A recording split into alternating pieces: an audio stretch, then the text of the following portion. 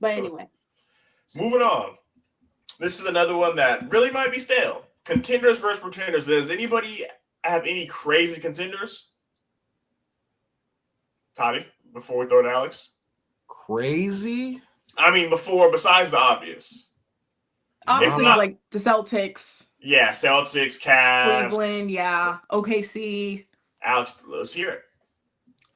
I have. You can never take the greatest point guard that ever played this game out from being a contender, and that is the Golden State Warriors. Yes. Yes. If they get favorable matchups, I truly believe. Like if the Warriors got matched up against the Rockets? The Lakers. I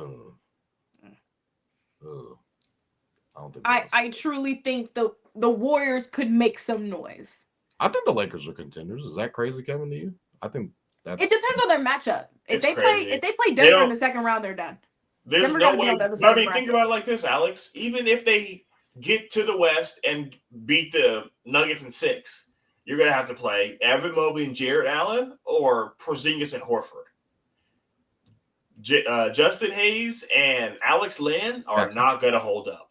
They are not going to hold up. Hey, I'm not saying they're going to win the finals. They got Luka and LeBron though. But let's imagine a world where the Lakers play the Celtics. It doesn't matter who wins. We finally get to see this renewed rivalry at the top of the sport. That'd be crazy. Okay? That is insane because I wasn't really a basketball fan in like that 2009, 2010 rivalry. I need that for the NBA right now. And Luka being the spearhead of the Lakers organization, and they got Jason Tatum and Jaylen Brown on the other side. Yes. I am waiting. Imagine if the Dallas Mavericks and the Lakers matched up in the playoffs. Tomorrow's going to be a movie. I'm so excited for tomorrow. So excited. I wish it was in Dallas, but I'm okay that it's not in Dallas. I wish Anthony Davis was playing. Yeah, that's why I'm waiting for Dallas because I think Ant will be. I keep saying his name, Ant.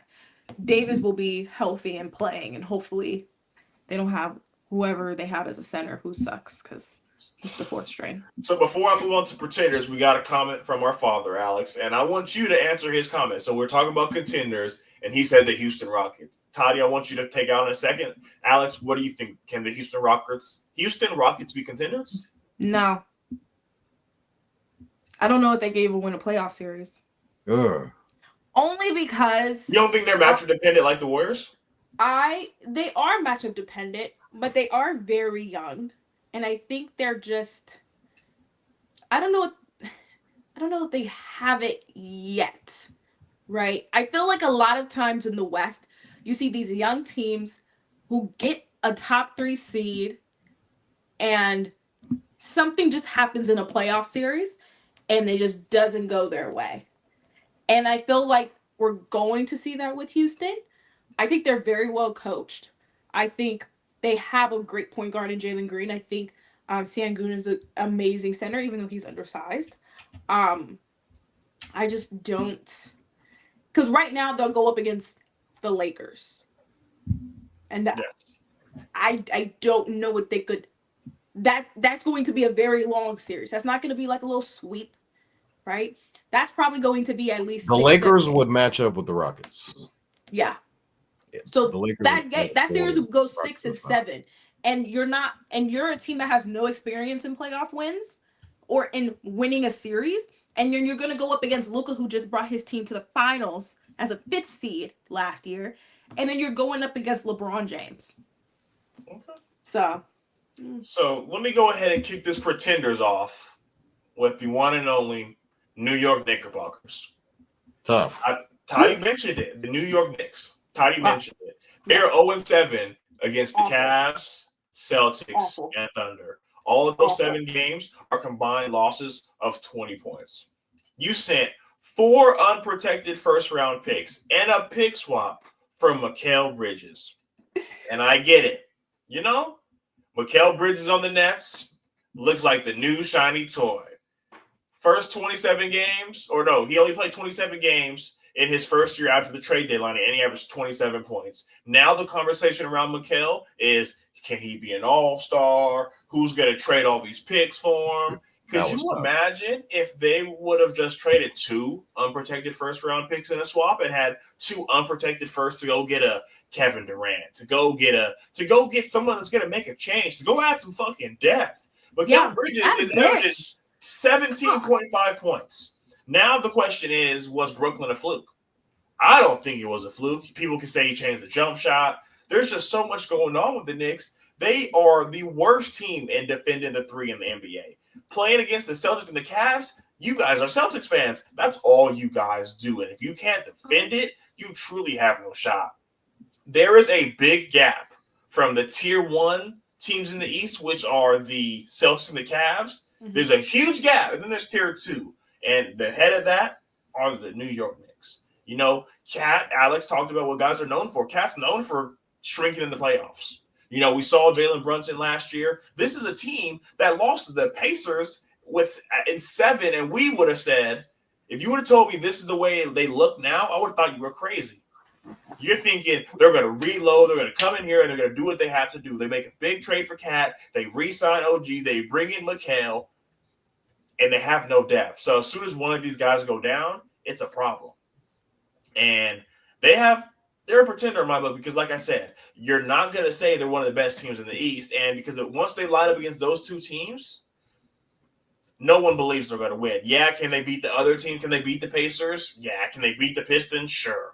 But for them to really take that next step, I don't know what it is. Because, yeah, Josh Hart's really good, but he's also really bad sometimes. And OG can't stay healthy. So you have these guys with their tendencies, and you don't have any bench players to bring in and do it. A Landry Shamit's not going to do it. The Knicks are playing guys that I don't even know.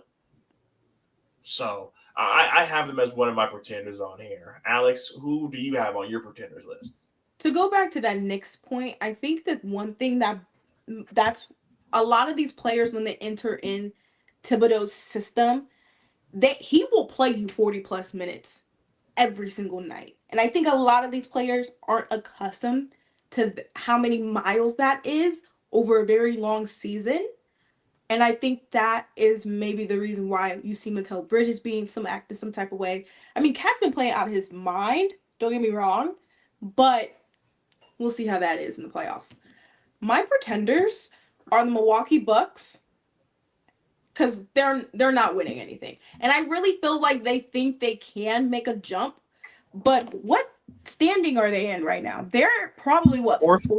They're 4th. No, they're not 4th. They're 4. Yeah, they are 4. Yeah, they're tied at 4 with Indiana. I truly don't think they'll make it past probably the second round. I think they're a little too old. I don't like the Kyle Kuzma trade. That's not his guy. I know. Go to war for Kuz. Mm-hmm. But yeah, I don't. You don't let her talk about the Lord and Savior Kyle Kuzma? Crazy. This is stats. Okay, thank you. Stats over politics. Yeah, I don't think the Milwaukee Bucks are gonna do it. I think Giannis is probably gonna dip. Where will he go? Have no clue. But yeah, I don't think they're gonna do it. My other team, which I know a lot of us were praising this man earlier, but the Denver Nuggets are a little shaky to me. Only because of last season. And I think, Minnesota kind of cracked the code when it comes to the Jamal Murray and Jokic duo. And I feel like teams are really going to try to exploit that. And all you got to do is just get Jamal Murray off his game. He just, last month, started getting into rhythm. And it took him, 9 months. Because he didn't play well in the Olympics. Didn't play well in the beginning of this year. So, my thing, I don't know. I know they're catching their stride right now. But you also can't count out Jokic. And I respect that. But, we'll see. Toddy, do you have anybody on your pretenders list that we did not already mention? And if someone that we did mention, go ahead and double down on it. Yeah, I think it's the Knicks. They were supposed to be the Celtic killers, guys. They traded from Mikal. They tried to load up on wings, spent all they used all this draft capital. Jalen Brunson missed out on $100 million. They went out and got Karl Anthony Towns, and they proceed to get belt to ass whenever they play against the Celtics. I mean, if it's so sad. Doesn't matter if it's in Madison Square Garden, it could be in Boston, it could be anywhere. It could be the middle of the ocean. I think Tom Thibodeau, the way that he uses his players, and they're going to play minutes. You're going to see 40 minutes, 44 minutes. I mean, when we just played the Knicks on, what was it, yesterday, why is Karl Anthony Towns out there and they're down 20 and then he twists his ankle? So it's like, oh, that's what he did? Yeah. He was crying on the bench? Yeah. Why is he out there? They should. Tom ain't learned his lessons from Derek. Hey, he's not used to this. Why are we running like this in Minnesota? Yeah. Why are you trying to run your players into the ground? They don't have no depth. Yeah. They have no. I mean, I do agree with Kevin. I don't know if the depth is there. I think they have a really strong starting five. Bridges, Kevin kind of already mentioned when he was in Brooklyn, people were saying he was going to be a star of the team. He's worth this, that, and the third. He's going to be able to go to another team. And I think when the best we saw Mikal Bridges was when he was in Phoenix playing alongside, Devin Booker. Hey, we need you to do this. We don't need you to kind of be the other scorer. And I feel like he's in a similar situation now with Jalen Brunson and Karl Anthony Towns. Like, hey, we need a little bit more from you, scoring wise. And I think we haven't really seen that from him. When they get matched up on these good teams, it's bad. And they were supposed to. They were going to win the finals. The people were saying they were going to get to the finals, and I kind of scoffed at it a little bit. I was like, oh, okay. I kind of see what they do. It's a copycat league. They want to try and beat the Celtics. We're homegrown over here. We draft our guys, and we develop them. Get guys like Kevin saying, oh, it's time to break them up. Break up the Jays and do this and that and the third. They've been however many years and haven't. Be patient. Let things bake in the oven. It takes time to develop. They're still in the prime of their careers. They won a championship. Okay, so let's take a deep breath. They're the best team in the league. They're probably going to go back to back. This is just what's going to happen. So, I agree with you on the Knicks. I'm a little shaky on. I love the Rockets. I just think they're too young. I do think in a playoff series, I think we'll see a huge game from JG. When the lights are brightest, because you guys do know I'm a JG guy. I do think in the playoffs we'll see him elevate his game a little bit more. I don't know how. I think they're very young and talented team.